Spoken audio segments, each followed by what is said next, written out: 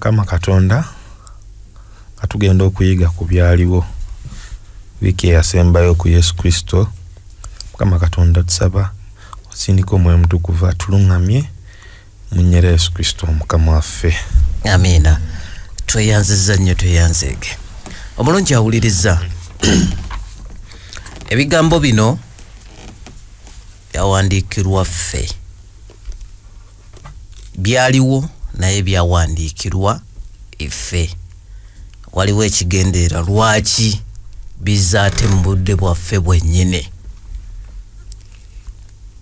Sabbiiti eyaggwa yaliko omutwe omuwandiisi gwe yatuwa ogwali omulungi nga gwogera ku nnaku ezaakomerera yo. Kakano muwandiisi yatuwadde omutwe ogwampadde ebibuuzo mu mutwe gwange. Atwalibwa era awozesebwa. Nga neebuuza, okuwozesebwa wateekwa okubaawo okusala, wateekwa okubaawo kooti. Kakati eyo weebaawo wateekwa okubaawo n'omusango. Kati ani yali awozesebwa era ani yali awozesa? Ano njagala tutandikire.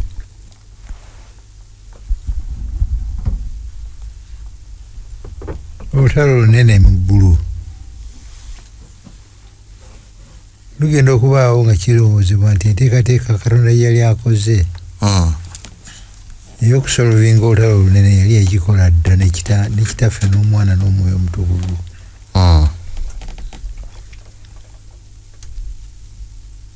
Minisita n'abakutondebwa.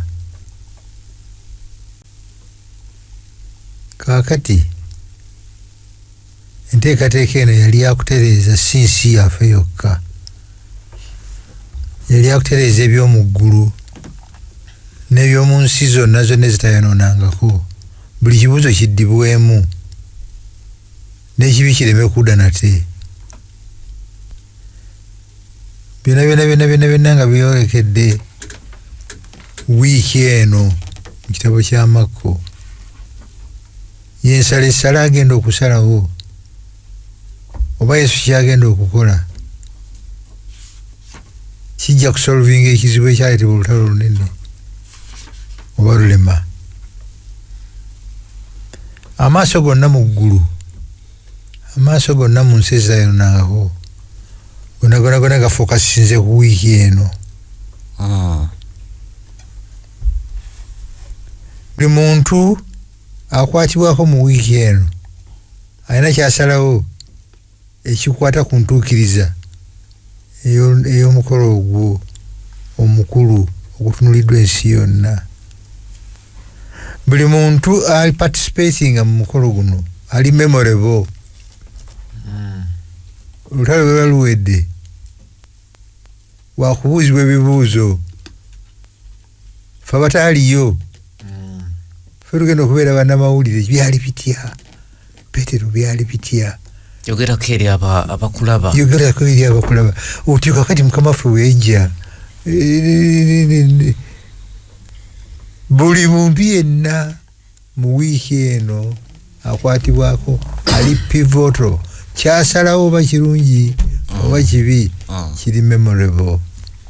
Tugenda okuyiga kuba mu kubo. N'engeri gye baakozesa omukisa ogutabangawo ogutalirayo kubaawo. Baagukozesa batya mu byafaayo by'ensi yonna. Agenda tukulemberwa leero Mukyala Kabiito.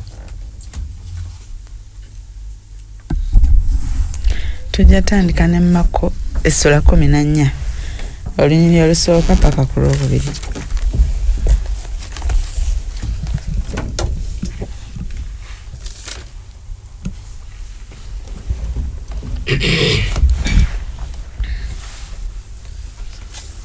Abo wali wakyabulayo ennaku 2 embaga ey'okuyitako n'emigaati egitazimbulukuswa etuuke.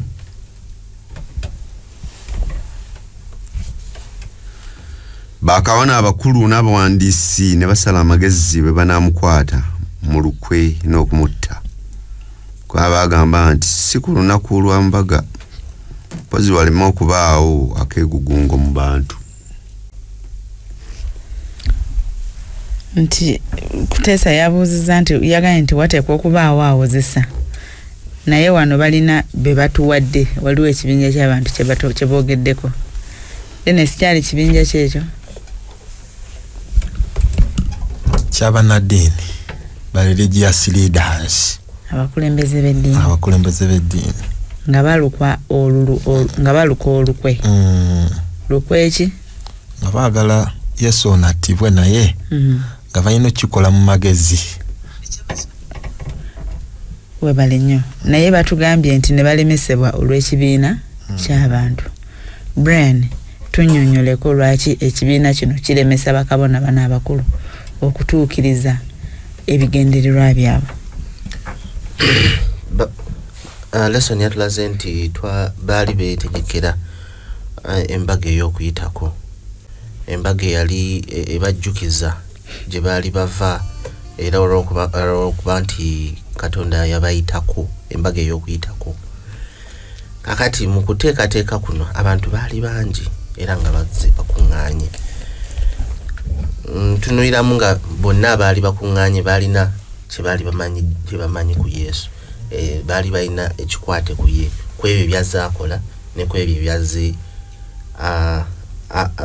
balabako n'okuwulira. Kati nga singa bamukwata lwatu nga tebalina nnyo kimunenyezebwa bayinza okufuna opposition oba okuwakanyizibwa okuva eri abantu. Tweyanze nnyo we tuli wano zenaku ezikomererayo nga mukama waffe ali ku nsi nga musumba bwatugambye nti abaaliwo buli omu yalina omukisa okubaako kyakola ekinajjukirwa.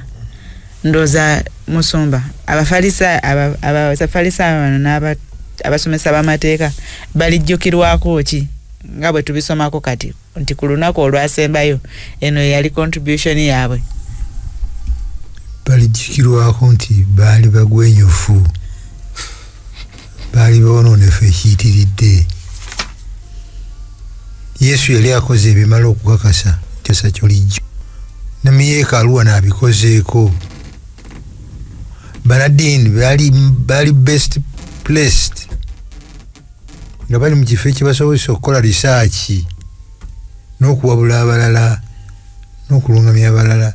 Bano banoonya risaaki yaabwe batuusiza kukola lukwe lwakumutta naye kasirise kubanga ate abantu bwe bandibadde balungamya bo balina obukakafu nti Yesu byakola ne byayigiriza si bya buntu bisukkawo. Ng'ekimu ku byo yayingira mu Yerusaalemi mu ngeri eyasitule eya kabaka, yasitula ebirozo by'abantu n'atuuka mu Yerusaalemi n'asanga nga yeekaalu abakulu bagyonoona dda naye bano tebalina basobola kwerwanako. Nayimirira ng'omuntu omu nalwanirira omuntu wa bulijjo. N'olwekyo bano baafuna omukisa okubeerawo mu wiiki esembayo enkulu bweti babi bagwenyufu bagukozesa bubi. Mu kiseera kino naffe kitukwatako kuba naffe tulabika nga bali mu kiseera ekikomererayo naye era tugaanye okunoonya nga bwe kigwana n'okutegeera nga n'abamu ku ffe tuli bakulembeze era abakulembera abantu ne tutabayigiriza kigambo kya Katonda mu bujjuvu bwakyo. Wow. Mukadde tugenda kweyongerayo ku 3 paka olw'omwenda tuli mu Mako 14. Awo yali mu Besaniya mu nnyumba ya Simooni omugenge ng'atudde ku mmere. Omukazi yalina eccupa ey'amafuta ag'omugavu ag'omuwendo omungi ennyo. Najja n'ayasa eccupa amafuta n'agafuka ku mutwe gwe. Naye waaliwo mu bo abamu abaasunguwala nga bagamba nti amafuta gafudde ki bwe gatyo kubanga amafuta gano bandiyinzizza ogatundamu eddinaali 300 n'okusingawo n'okugabira abaavu ne bamwemulugunyiza.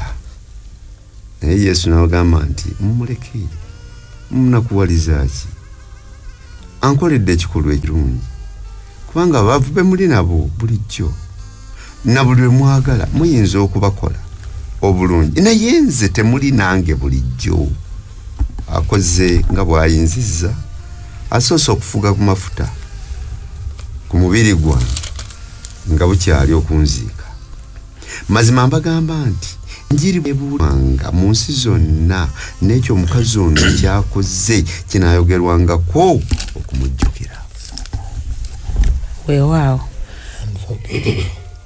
Yesu agambye nti n'omukazi ono kyakoze nakyo kirijjukirwa naye twagala mu bufunze Dennis wano Luka yamuyita mukazi naye waliwo enjiri endala ennyonnyola omukazi ono omutubuulire erinnya lye na ebimufaako mu Yokaana amuyita Maria oba Mary sister wa Lazaro mu Yokaana era wetusomako eyo mu Yokaana omukyalo ono kigambibwa yali malaaya so wano okujja alina experience ne Katonda we kyekimu wano naye wali bakijjirayo ddala bulungi nti ye mukyala eyali agenda okubwa amayinja olw'obwenzi bwe bamuleeta eri Yesu naye ng'omusajja tebamuleese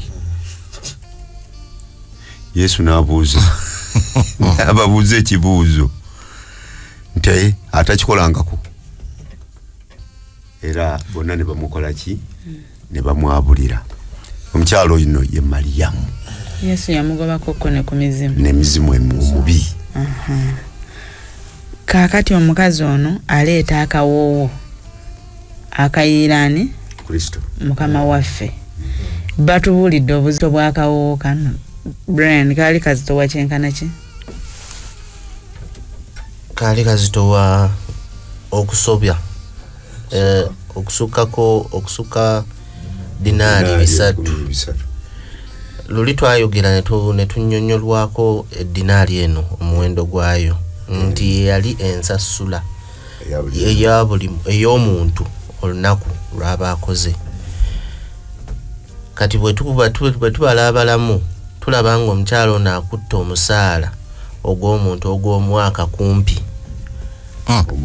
omulamba agukutte ate ali mu kuyiwa amafuta gano agayiira mukama waffe bokwe kukiraba nga kwonoona kubanga yagumufuka ku mutwe n'agumufuka ne ku bigere gwonna n'aguyiwa n'agumalaawo kati balabira ddala nga emaali egenze balaba kwonoona mukama waffe ye yalaba ki mukadde kiwono nga tanaba kugira mukwonoona kuno akawoowo ak'ebbeeyi bwe katyo aka payinti ennamba bwe bakawa kakembo nga tebakasiza na kukanjiira baba nkoze bulungi kubanga nkasumulula nenkoonako kagalo bwe nti neneeyisaako ekyo kimala nemumanya nti wendi ababutegeera bamanya n'okumanya nti ekyo kikagundi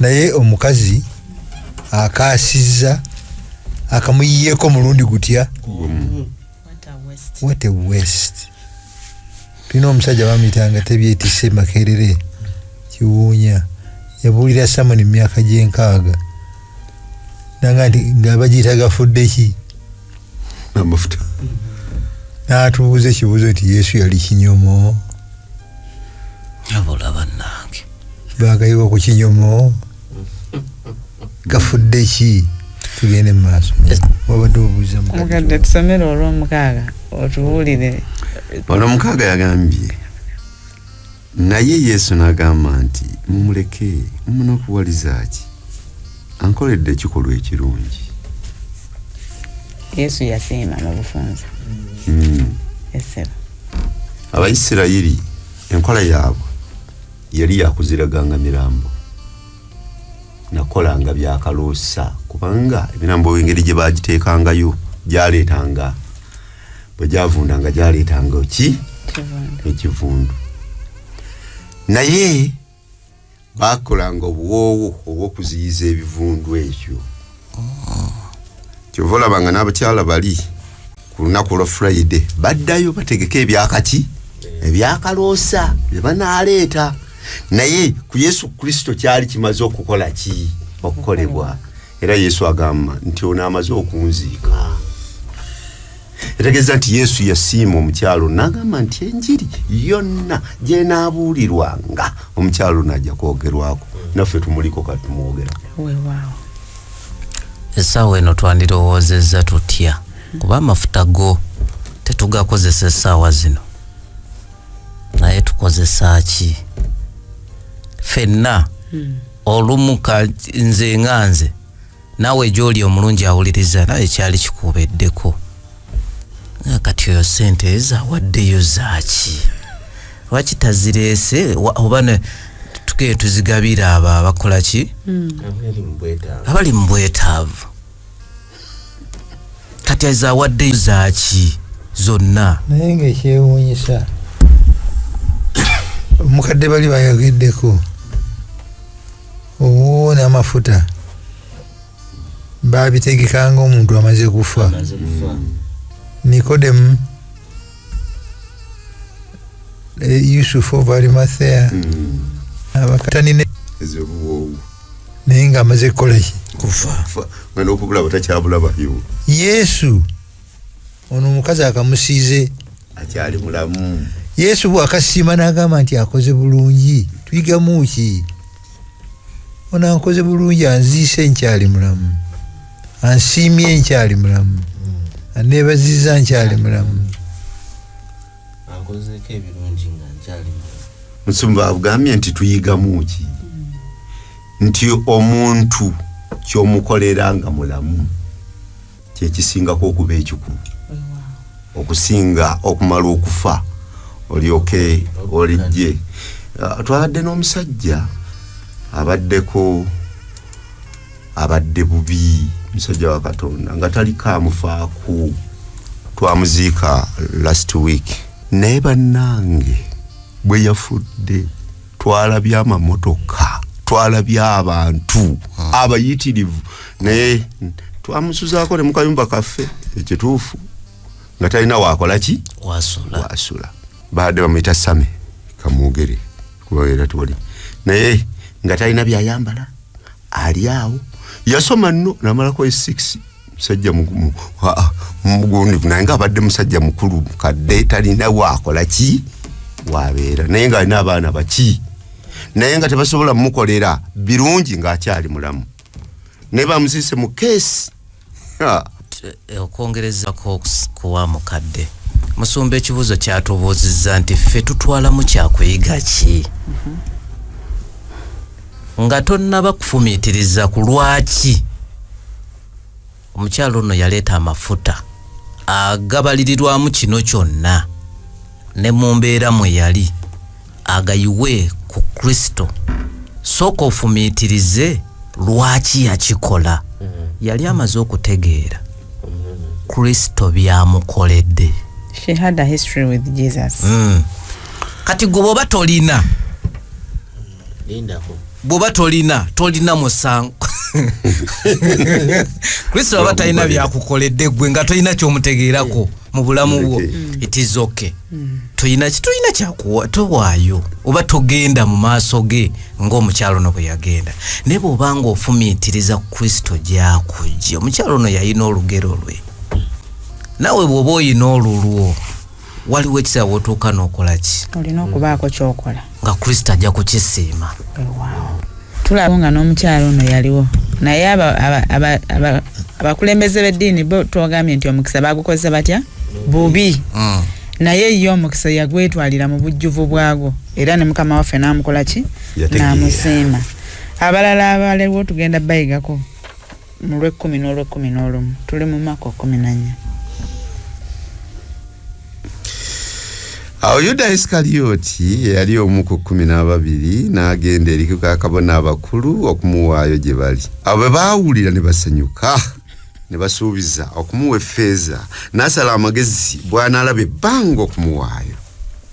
Kantandikire wa mukulu Ssebadduka olowooza Yuda ono yali amaze ebbanga ki ne Yesu era yajja atya okuba ku bayigirizwa? Mu Bayibuli tebatulaga nti Yesu Kristo amuyita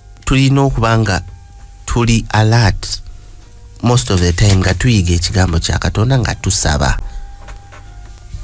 Akadde atusomereko Mako 14:38.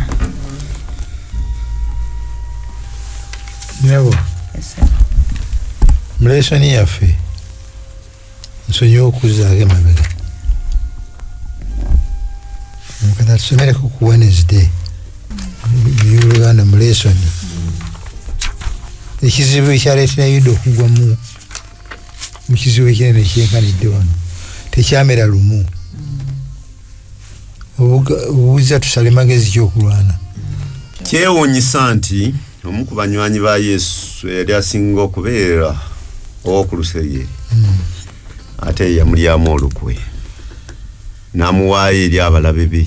Enjiri tezigenda mu buziba ku byaleetera Yuda okukola kye yakola. N'omukyala N.G. White awandiika Yuda mutonde bwe yayagalanga nnyo ssente naye nga emabega yonna teyali mukuusa nnyo kimala kukola kikolwa nga kino. Yasembeza omwoyo omubi ogw'obulugube okutuusa lwe gwafuuka ekigendererwa ekifuga obulamu bwe. Kwagala mamona kwasukka okwagala kwe Kristo. Okuyita mu kufuuka omuddu omuze ogumu yewaayo eri Setaani ng'asobola okufugibwa n'atuusibwa ku buziba bwonna obw'ekibi.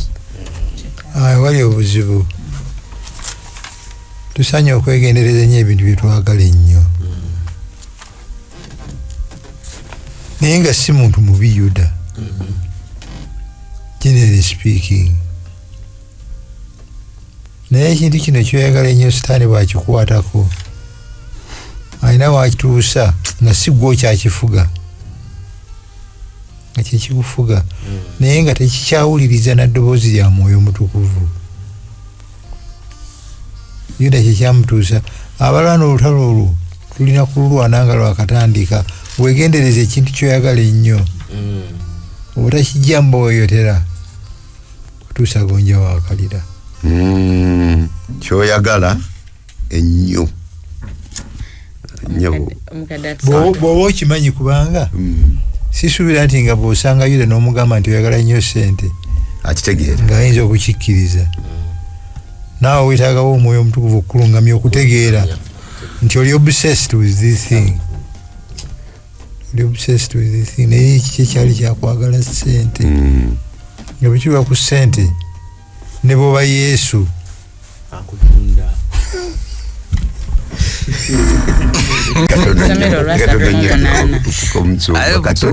Zubaida kalesemu awo buli omu kalina okwekubyamu kati 3:8 olwa 3:8 tugenda okusoma naye kuko omusumba kadde ayogedde kansanyusizza nnyo nti bye twagala olunsi bitufuukira ekizibu era obulokozi bwaffe buyinza okuga omuntu ayinza okwagala omupiira nga ne ku Sabbiiti agenda ku mupiira. Mukadde gw'ogamba kakusanyusizza ffe katukoonye kabakoonye kale 3:8 agambye nti mutunule musabe muleme okuyingira mu kukemebwa omwoyo gwe gwagala naye omubiri gwe munafu. Weewaawo tweyongerayo ne Mako 12:24.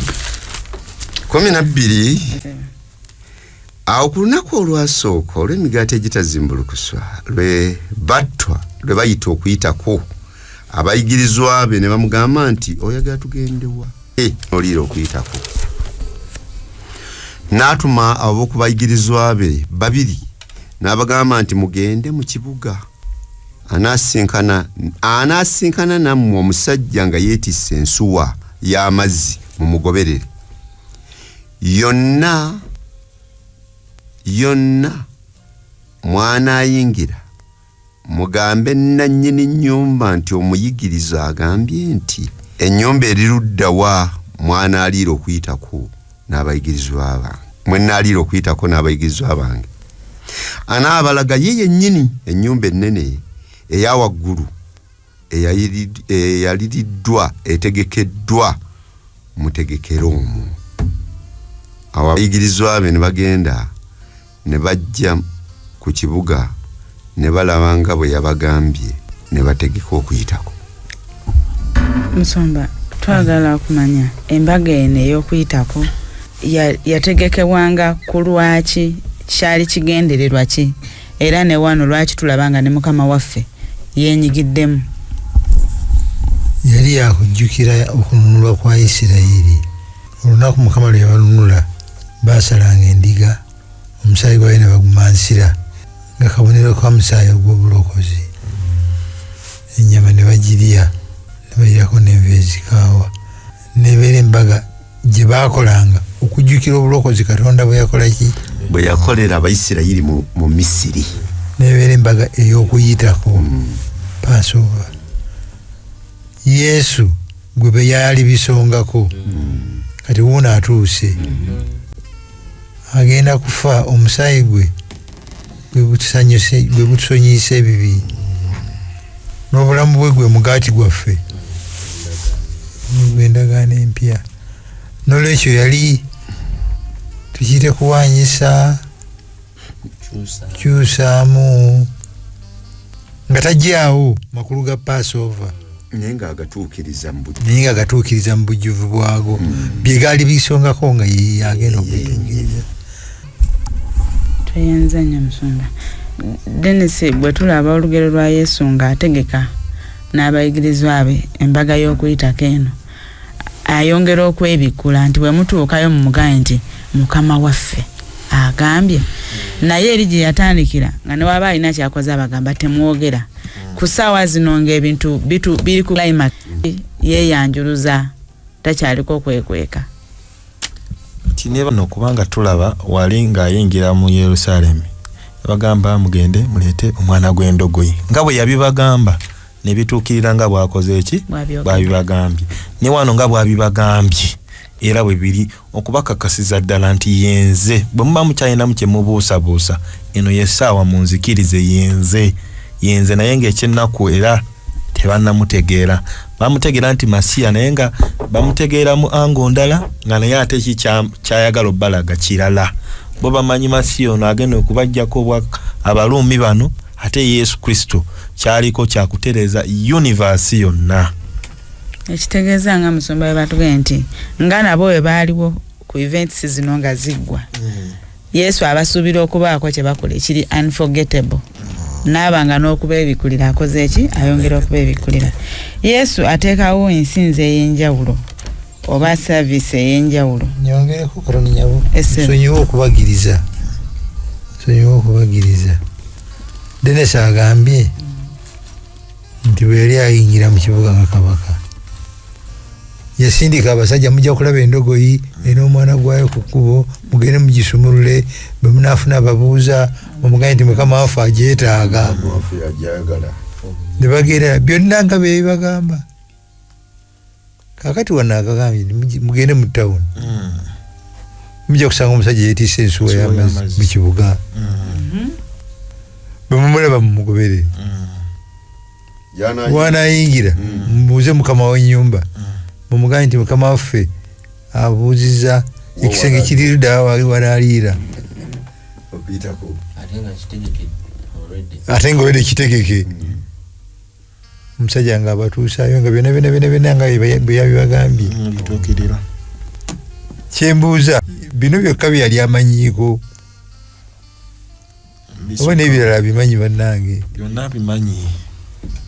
Bw'aba bimanyi bigutuka ku kakembo amanyi nga bw'amanyi omusajja w'ensuwa y'amazzi gyatanaba na kutuuka. Bw'aba mmanyi ekyenkanidde awo nsaanidde kurespondinga atya ku ye. Tosarenda ngamba nze kino kuteesa otegeera kyekyenkayanako ndi ku layini. Omusajja amanyi omusajja w'ensuwa ey'amazzi nga tanaba na kutuukayo mu kibuga. Amanyi ow'endogoyi. Ebyakakembu nabyo abimanyi bw'atyo, ebyakuteesa abimanyi bw'atyo. Bw'aba abimanyi nsaanidde weyisa enkolagana yange naye esaanidde kubeera etya yandisinza obulungi ya buwombeefu na buwulize wanga bw'obeera n'omuntu akumanyidde ddala ne bw'onooba nga bwe tugenda okulaba nti ne bw'onooba olimba akitegeera nti kati oli mu kunnimba ne bw'onooba ojja kumwegaana era akitegeera n'akikutegeeza omuntu asobola okutegeeza nekyotannaba kukola olina kuba muwombeefu na muwulize kumussaamu bwesige nti buli kyoyagala buli kyowulira ekikunyiga yeyekka yasobola okukikola ki okukijjawo ate yeyekka yasobola okukuwa buli kyoyagala okwongerako ku mukadde nga sinnalowooza nti ajja kukijjawo akimanyi ntiwe kubanga amanyi kati bw'aba amanyi nekiŋŋenda okukola akimanyi niwe mba nagenda kati wenva wano ngende e Kampala amanyi nti kati nja kutuuka ntambule bwe ntuuka kwali ku yaadi nja kusangawo yabimanyi kati bwe baba abimanyi nembisanga waba yabimanyi ate nze binkwatirako kati kambi mulekere byonna kuba abimanyi amanyi nebyonookola gwe byotamanyi nti ogenda bikola abimanyi mukadde 22 paka 26 22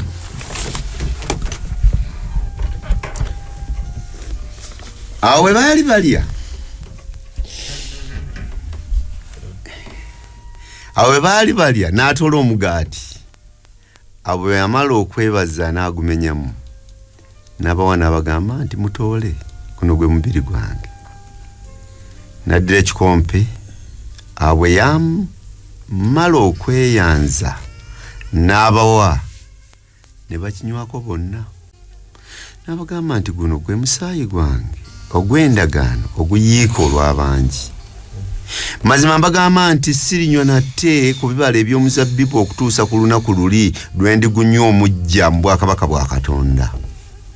Abo bwe baamala okuyimba oluyimba ne bafuluma ne bagenda ku lusozi lw'e Zeyituuni. Ongambye ku makulu wano tulabawo omukolo omukulu ogw'okusembera ku mmeeza ya Mukama waffe. Naye batugambye nti bwe yakwata ekikopo n'abagamba nti ki guno gwe musaayi gwange, bwe yamenyamu omugaati nti guno gwe mubiri gwange. Bwe tuba tusembera musumba ddala tuba tuli ku musaayi na mubiri oba birina kye bisongako? Ab'okuyitako mu ndagaano enkadde omusaayi guno gwe baasiiganga ku mifuubeero kaali kabonero simbo, n'endiga gye baalyanga nga njokye nako kaali kaki, naye nga buli babikola bajjukira obulokozi buli. Na bino bwe bifaanana Yesu byaleese. Omusaayi gwe gwakiikirirwa kikopo kya nvinnyo kino, nga bw'onywa tonywa musaayi gwe. Weewaawo mu byafaayo mu church history waliwo bakitaputako bwe batyo, nekiyita olutalo lunene nnyo mu kkanisa nga bakiyita transubstantiation. Nekiwa abakulembeze abakikolanga obuyinza obutagambika nti omukulu bw'akwata Ukalisitiya n'amuwanika bw'ati n'amusabira agenda okumuzanga afuukirira mubiri gwa Kristo wennyini. Ekikompe bw'akiwanika n'akisabira kigenda okukansinga omusaayi ogwabadde omubisi gufuukirira musaayi gwani? Gwa Yesu. Gwa Yesu.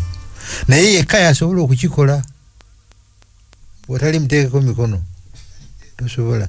Nekiwa obuyinza omwana w'omuntu obwagala n'okusinga obwoli yateekawo omukolo ogwo. Naye oli yagamba nti buli lunaagulyanga munzijukirenga.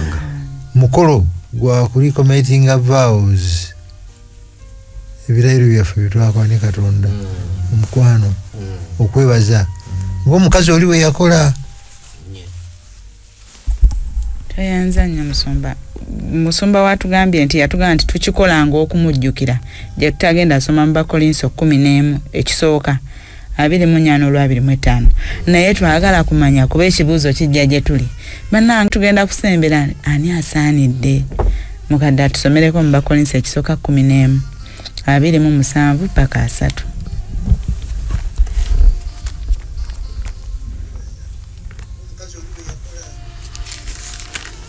Abene mu 7:11 Bakolinso 2:7 agamba kyanaavangazza omusango ogw'omubiri n'omusaayi gwa Mukama waffe buli anaalyanga ku mugaati oba anaanywanga ku kikompe kya Mukama waffe nga tasaanidde. Naye omuntu yeekeberenga yekka alyoka alye ku mugaati bw'ati era anywe ne ku kikompe. Ekibuuzo kijja wa mukulu Ssebadduka nga tasaanidde atasaanidde yani era oba ani asaanidde.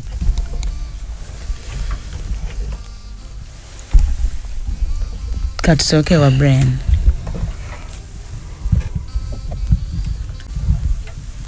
Obuuziza tasaanidde era asaanidde yali.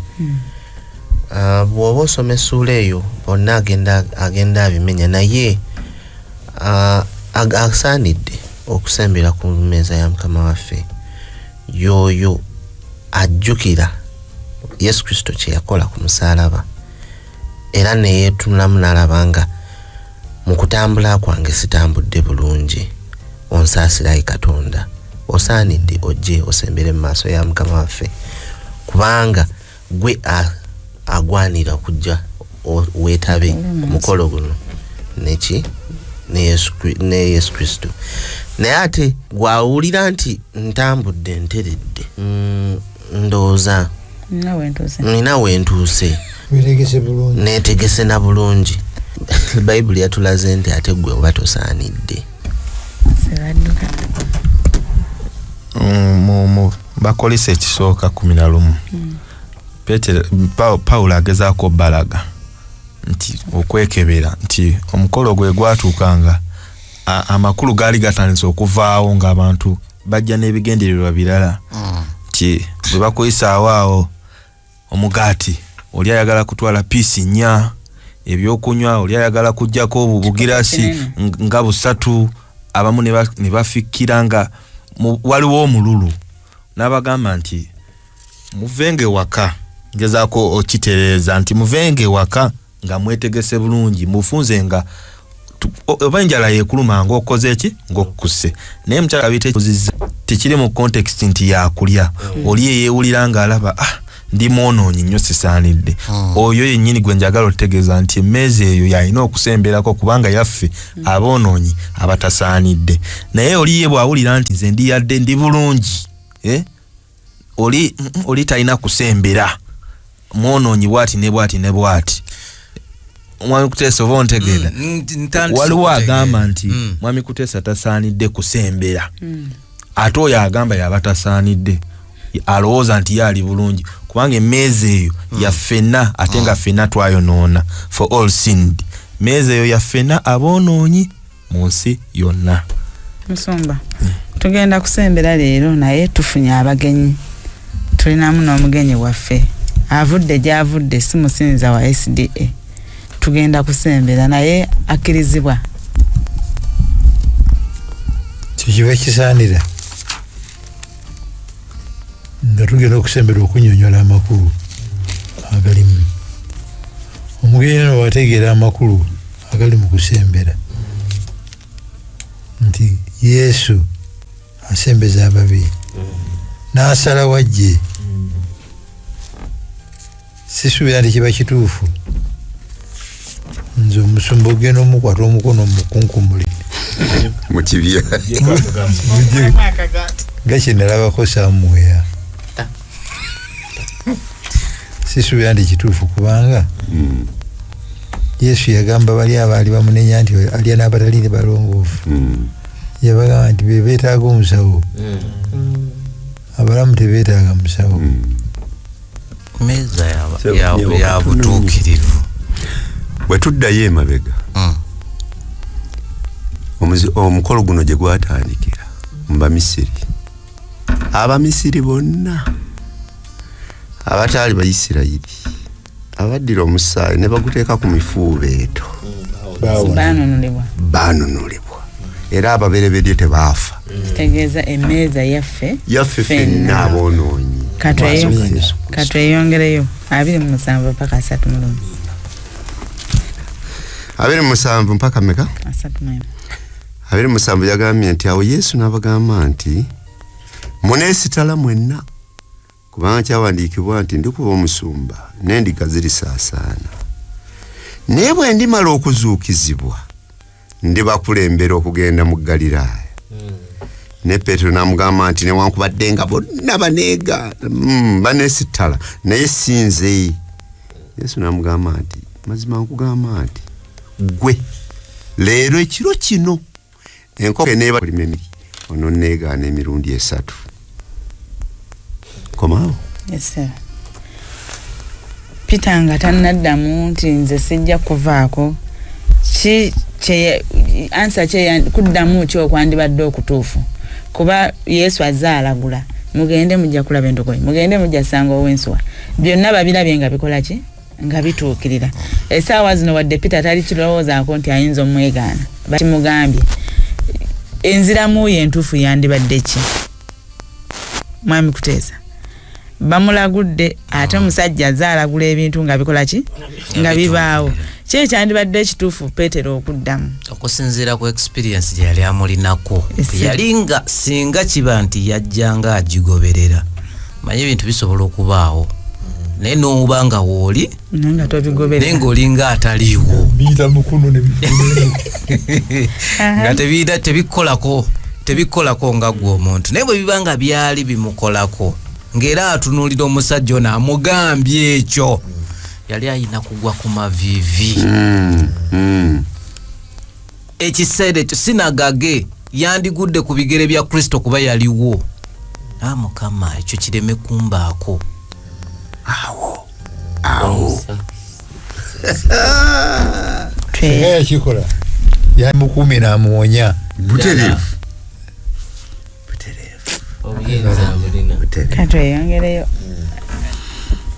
tugenda kutusamarizingira mu bufunze tubuulireko ebyaliwo mu lusuku Getsemani. Ekyaliwo mu lusuku twalaba nti ekiseera nga kisembedde Yesu anaatera okuttibwa agenda mu lusuku olwo naye baatugambye nti buli yagendangayo okusaba era kyali kifo kye ekyokusabiramu naye atuuka yatwala abayigiriza 3 Petero atwala Yokaana ne Yakobo James bw'abatwala nga ekikompe alaba kisusse nga yeetaaga kampani baanaasaba nabo ne bw'atuuka eyo ne beebaka omulundi ogusooka n'akomawo n'abazuukusa banaye muzuukuke kubanga ekiddako kizibu ne babanga abazuukuse ogwokubiri ne beebaka n'ogwokusatu ne beebaka naye nga ye ali mu kusaba Mukama Katonda bwe kiba kiyinzika ekikompe kino kinzigibweko nga kyayagala ekikompe kimugibweko naye n'amaliriza nga agamba singa bwe njagala naye nga bw'oyagala. Yesu ye n'asaba nga ali redde bano bo nga tebali redde. Ekitegeeza essala ya Yesu ng'ali mu lusuku yaddibwamu ng'asaba kitaawe amuddemu. Mukama yamuddamu. No. Mukadde kiwanuka ogenda tusomera ekibuuzo kiri ku Friday ekitundu ekyokuna naye buli omu ajja kufuna okuddamu eyo gyali.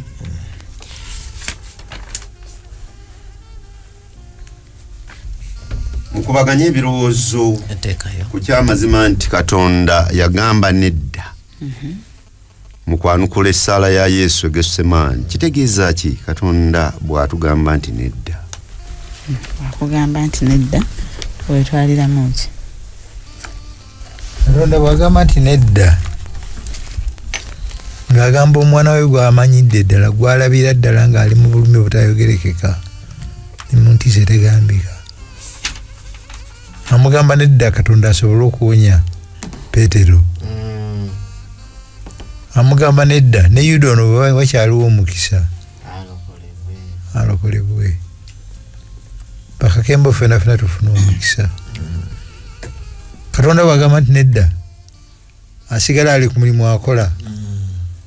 Ebivaamu Yesu byatalabirawo kaakati byalaba oluvannyuma Katonda nga yasigala akola birungi.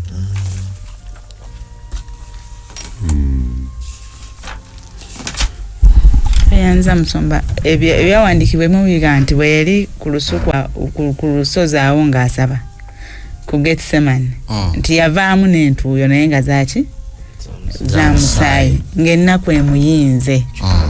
Brian, ennaku eno yali emuluma, biki ebimu ku byakontributinga ku nnaku eyo? Nkulu Dennis ayogedde n'agamba nti yatwala abantu bano basatu. Tulabanga era bwe yali agenze era ku lusozi yagenda ne bana abasatu, meaning they were his close friends. Baali mikwano gye. Yesu Kristo okutuuka okubanga oli mukwano gwe owannamaddala close friend kiba kyanjawulo. Naye okubanga alina abo bagenze nabo bayita mikwano gye, naye ate nga bo ku kiseera ekyakazigizigi kino bo beebase. Ekyo byebimu ku byamukwasa ennaku ng'agamba ndi eno ngenda kufiiririra Petero ono, naye Petero yeebase. Tategeera kyendiko. Takitegedde kyendiko. Zuukuka mugire tusabe. Ekyakabi era asembayo ng'agamba kale mwebakire ddala. Nawulidde ennaku nnyingi mu kiseera kino nga ffe baali mu kufiirira tetutegeera kye tulimu. Yakitegeera atugamba bannaye zuukuka okole ki osabe, naye ate nze neebase. Emu ku nnaku eruma Mukama waffe Ssebadduka gitusamaraizingire ku peegi 133.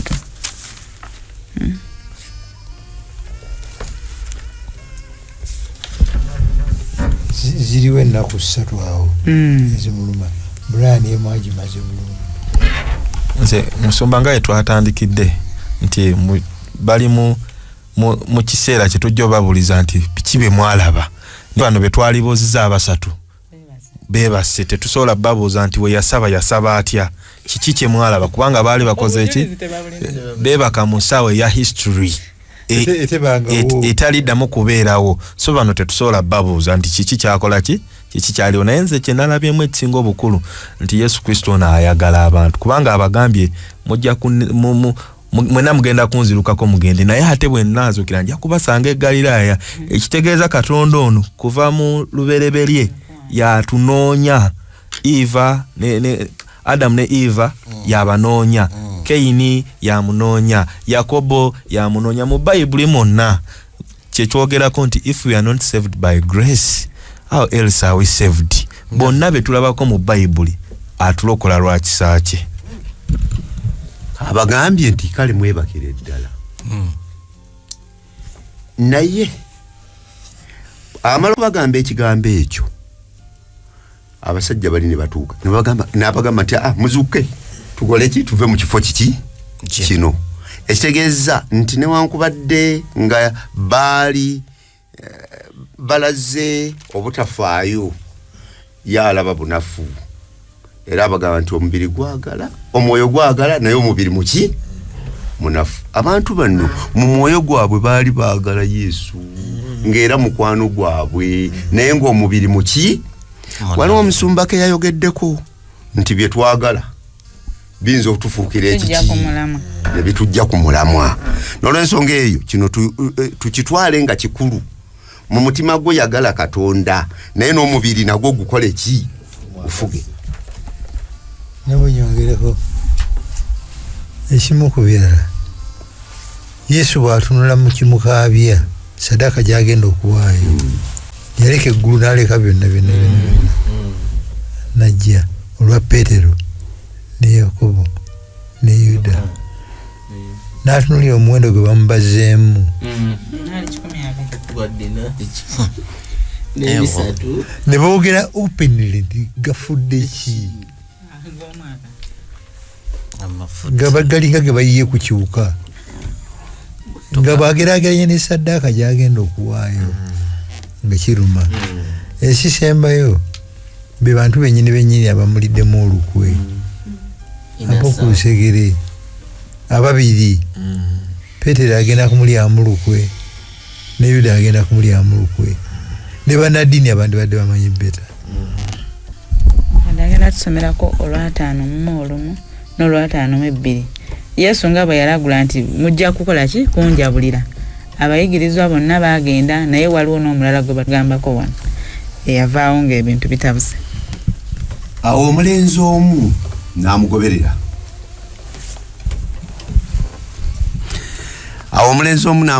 Yali yeebikiridde olugoye olw'ekitaani lwokka ku mubiri ne bamukwata. Naye n'abalekera olugoye olw'ekitaani n'adduka bwereere. Awo abatwala Yesu eri kabona asinga obukulu ne bamukuŋŋaanirako bakabona abakulu bonna n'abakadde n'abawandiisi.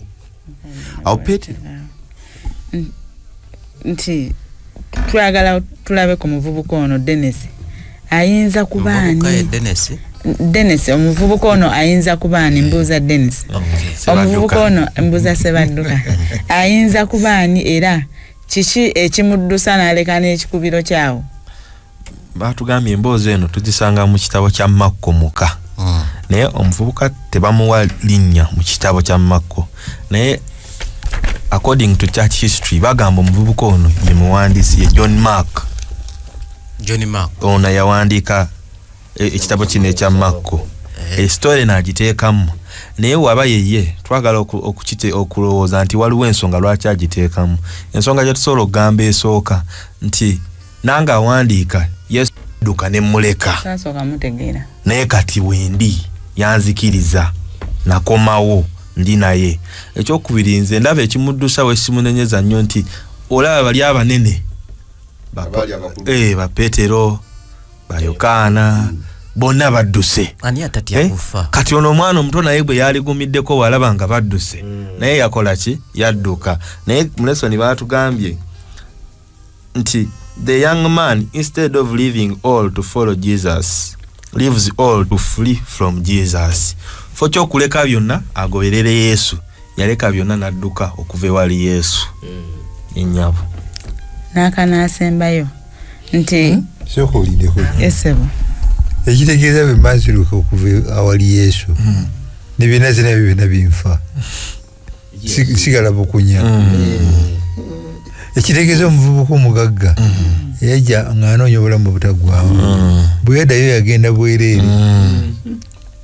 N'obunakuwavu yagenda munakuwavu. Talina ke yasigaza. Ne bye yali alowooza nti bibye ne byagenda. Byali tebikyakola makulu mu bulamu bwe. Genda maaso. N'akanaasembayo nti Peetero mukama waffe amulagula nti ojja kukola ki? Kuneegaana era ne kituukirira. Naye wamwegaanira ku siini awo wennyini Yesu akyusa eriisa ati alikuba kwani? Ku Peetero. Ne Peetero alikyusa gasisinkana. Tumanyi nti n'amaaso googera. Musumba aga Yesu gaali gagamba ki Peter era ne Peter yafuna ki mu ga Kristo kye gaali googera. Nakyagadde nnyo mu lesson ya Friday. Lesson ya Friday nawandiisewo n'ekigambo nti amiina. Paragraph akasooka. Ng'ebirayiro bya Peetero ebifeebya bikyali bipya ku mimwagi. Agambe ja Peetero. Nga n'eddoboozi ery'okukolima okwokolima kw'enkoko likyavugira mu matuuge. Omulokozi akyuka n'ajja amaaso ge ku balamuzi ababunye emitaafu mu bwenyi bwabwe n'atunuulira butereevu ku muyigirizwa ono empala kitale Peetero. Mu kiseera kyekimu amaaso ga Peetero gatunuulizibwa Mukama maawe butereevu. Mu bwenyi obwo obukkakkamu mwalimu okusaasira n'obulumi ebyebuziba so si busungu yadde. Okulaba obuwuufu obubonaabona n'emimwa egyali gikankanirira okutunula okwo okw'okusaasira awamu n'okusonyiwa byafumita omutima gwe ogwa Peetero okukira akasaale. Obusimu bw'omubiri gwe ne buzuukusibwa ebijjukizo ne bimwetimba. Peetero yajjukira ekisuubizo kye essaawa nga zize zaali zimaze ziyise nti yali wa kugenda ne mukama we mu nkomyo. Lazima ne mukufa mu bulumi yajjukira omulokozi bwe yamugambira mu kisenge ekya waggulu nti yali wa kumwegaana emirundi 3 mu kiro ekyo kye kimu. Petero yali yakatula nti taliiko kyamanyi ku Yesu. Naye kankano ajjukira mu bulumi obw'ekitalo butya mukama we bwe yali amumanye nnyo, era ne bwe butyo bwe yali asomedde ddala omutima gwe obulimba bwago, naye kennyini bwe yali tamanyidde ddala. Akasembi yako omukyala Kabiito kankutudde. Yesu agamba Petero tujja kuneegaana emirundi emeka? 3. Petero ne yeeteme oli amuyise mpalakitale tekisoboka busobozi. Ate nga ndowooza nange nali ntuusewokko. Olulya nga ojjudde omwoyo n'amaanyi n'obaako by'otunula muloga nti ate awo sikyatuukawaawo, kyo sikyakikola. Petero teyamanya, yali teyeemanyi nga Yesu bwamumanyi. Obuwombeefu Brian bweyayogeddeko bwetaagisa okwewombeeka mu maaso ge.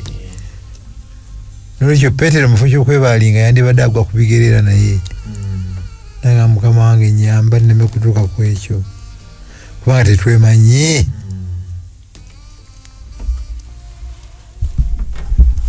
Nga tugenda okusaba